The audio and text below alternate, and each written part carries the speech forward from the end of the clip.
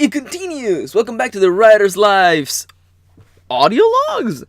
Hey there, everyone. If you missed the previous video, two things happened this week.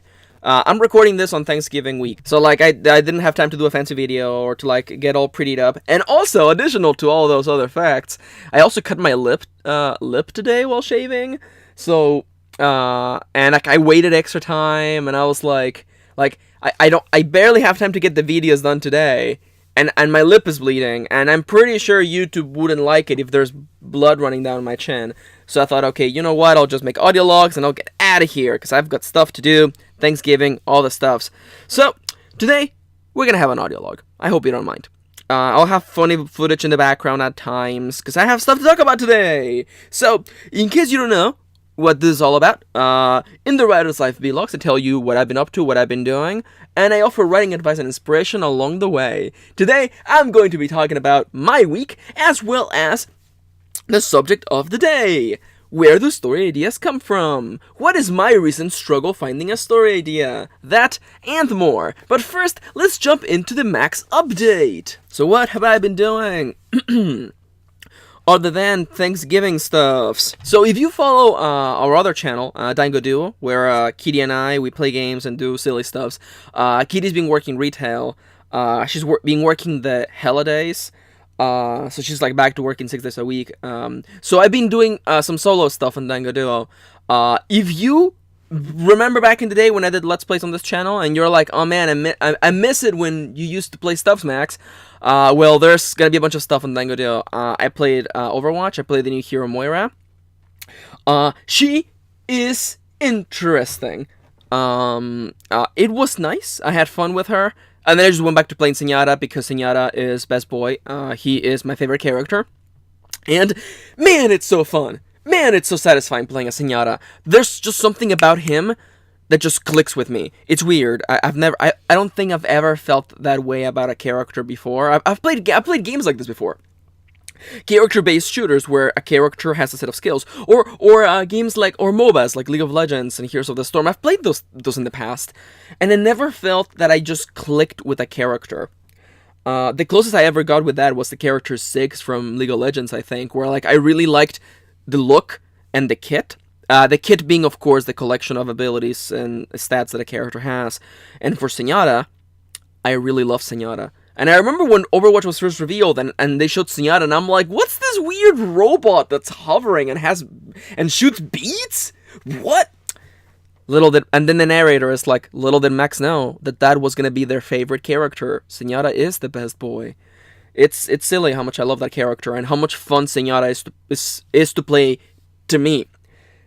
I don't know. I could go on forever about Zenyatta, and honestly, I think I've done a total of 50 Overwatch videos across both channels. Mostly playing as Sen. So if you want to watch me play Overwatch, there's that. Also, by the time this video goes up, we are in countdown mode. Distinguished guests, we are in countdown mode. Monster Hunter World Beta releases on PSN on December the 9th. I'm gonna play so much Monster Hunter. I'm planning my whole writing schedule to get a first draft done before the Monster Hunter week, so I can just actually spend 3 days just playing Monster Hunter. I am so excited. I also made the mistake of watching the trailer and videos for Monster Hunter World. And now I'm hyped. And I haven't been hyped for a game in 5 years. It's crazy. But enough about that. I'm making a bit of a shorter video today. And really, I could go on about Monster Hunter for a long time. I freaking love Monster Hunter. Oh, man. It's bringing back a lot of feelings from, Teenage Max. Because, I played that game back in, 2006, 2006.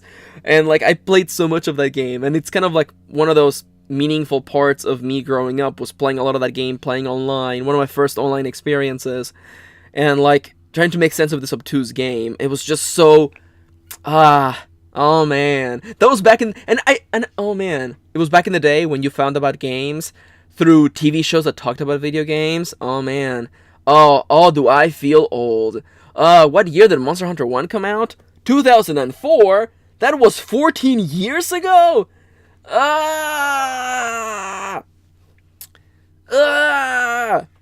Sorry, I'm just remembering the fact that I'm remembering the fact that we're all together traversing on this magical sphere of rock across the empty void of space, and that time is a constant.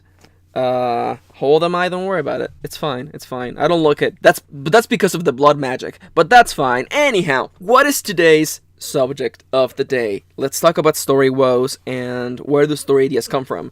One of my favorite novels, one of my favorite writing advice books is On Writing by Stephen King. On Writing by Stephen King, a memoir of the craft, and I think that is my favorite book on writing advice. If you've ever wondered what books I recommend for writers, they're literally in the description. It's always funny when I get like questions when I'm like, check the description. I have links to all those things down there. My book recommendations are On Writing by Stephen King, Bird by Bird. I forget her name. Was it Amit? I forget. Bird by Bird. I am so sorry. I forgot her name. And The Elements of Style by E.B. White. Those are the three books that have influenced my writing the most in regarding to writing advice and format. Additional to that, On Writing by Stephen King just gives you a really good perspective on someone's writing process. And if I were to tell you that book didn't affect the way I do videos, that would be a flat out lie, because him showing his own point of view and how he learned to do things, hey, it's definitely a way that it's a thing that clearly influenced how I do my videos. Because I'm not here to tell you gospel. I'm just telling you what I do, how I do it. But in regards to how someone else does it, in his novel on writing, Stephen King talks about where story ideas come from. And he says that in his experience, he has found that story ideas come when you find the unlikely similarity between two seemingly unrelated things. He said in the novel that the idea for Carrie, his first published novella, the idea for Carrie came from two things. One was the overall experience of kids being bullied, which he experienced in both ways in high school.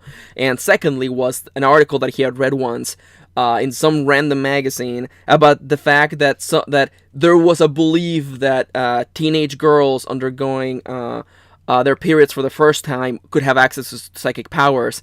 And he just drew, as you could say, you drew a mental line between those things, and suddenly an idea comes to you. And I find that stuff like that is actually how story ideas come most of the time. You see two unrelated things. Kids being bullied, and the strange belief that psychic powers are linked to periods. And then you go, oh, well, I can just blah. Now, you didn't see me because it's audio only, but I had one idea in one hand being held imaginarily. That's a word I just made, it's fine. And the other in the other hand, and I just kind of mashed them together. And that's how where ideas come from. If you've seen my guide to how to plan a novel, the way I usually approach story ideas is to first brainstorm the things that excite me the most, the things that I want to tell stories about, whether it's a setting or an element or some sort of theme, or just a cool concept. I draw a triangle, you could say, between them by connecting them. Three elements. It can be things such as a fantasy world, a tale of betrayal, and a sword that can talk.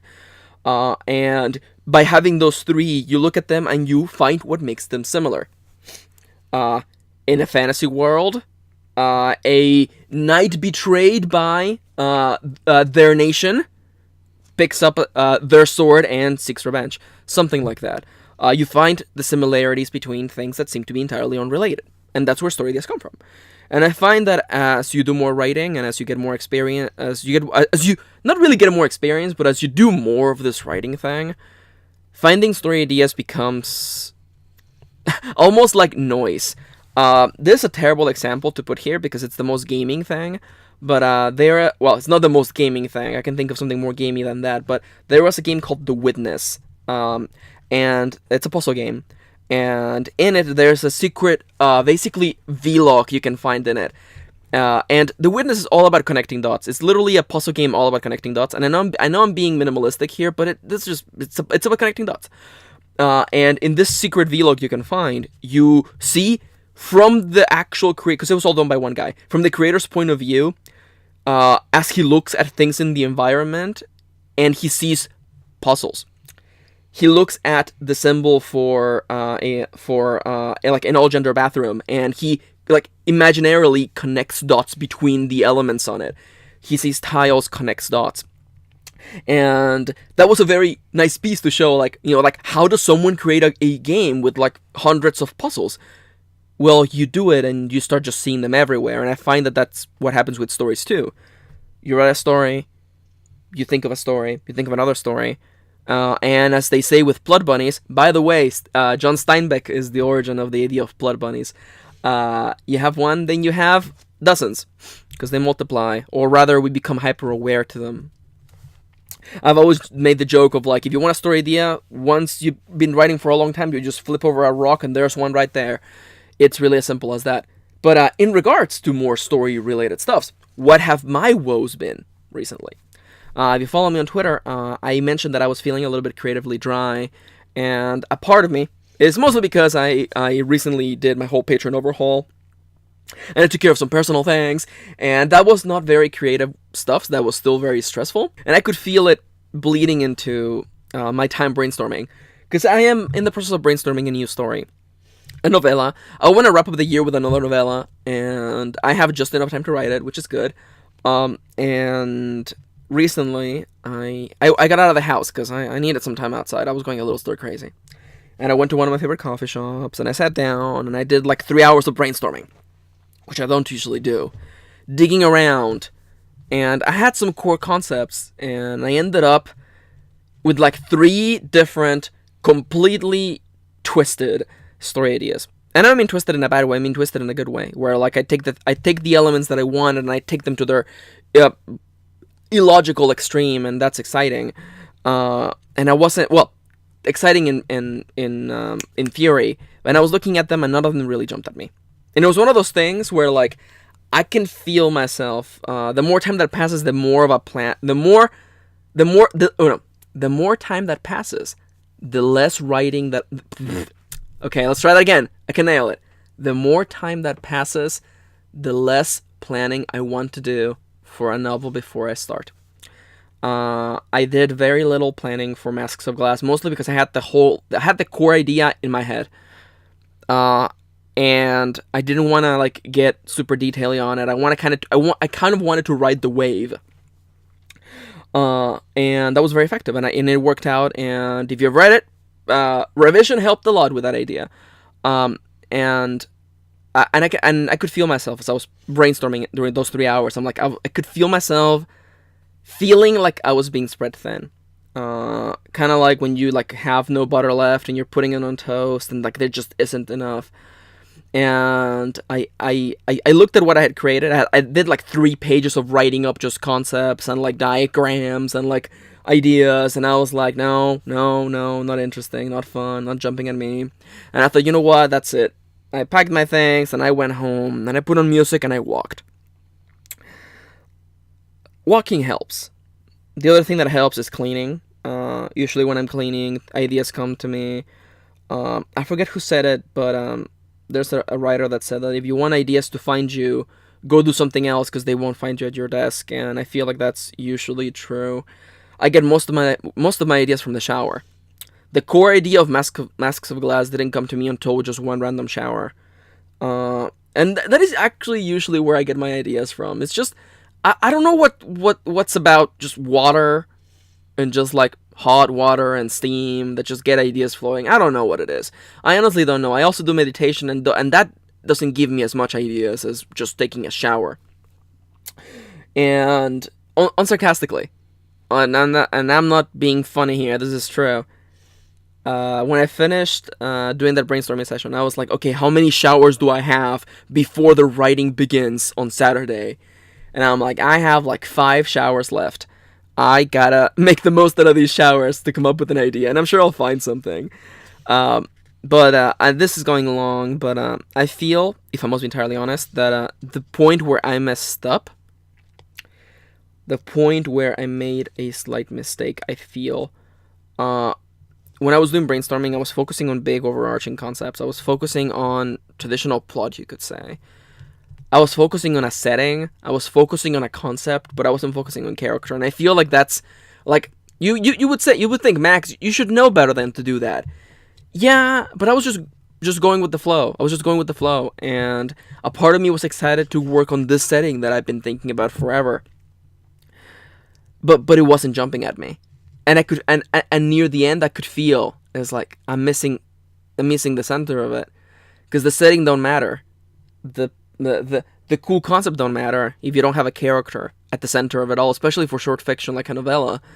It's all character. It is always character. So I'm gonna go back to the drawing board. No, I'm gonna clean the house. I'm gonna take long showers and see what comes to mind. I would like to know in the comments down below, how do you come up with story ideas? What secret life hacks do you have? Mine is taking a shower. Taking a shower helps lots. Aside from that, though, I wanna know your questions. I'm making a point to reply to all the questions that I get in the comments down below with an answer, and I also take them as ideas for future videos. Like the other one that came out this week. A viewer sent a question, and I gladly created an answer for them. For the time being, I want to thank you for hanging along. On the screen right now, of course, a link to my Twitter if you want to go get my updates and see what I'm up to. Additional to that, I have a Patreon. This video here is here with you today. Thanks in part to the following people. If you want to appear in my videos in the thank you section and get to watch them early, right now, you can go to my Patreon, link on the screen and in the description. Pledge $1 and get to watch next week's videos. That right there, I think, is pretty cool. But for the time being, I don't think we're hanging along. There is a sleepy cat right there next to me, and he's snoring. I don't know if the microphone picked that up, but for now, on the screen, playlist, button to subscribe, button to my Patreon, and a link to my other channel with my best friend Kitty, where we play games, we review anime, and we are very, very silly people. If you miss when I used to play games by myself, well, there's a bunch of Overwatch, and starting on like December the 10th or 11th, there will be a whole mess of me playing Monster Hunter World beta. So there is that to look forward to. Thank you for tagging along, and I hope that you have a lovely, lovely, lovely day.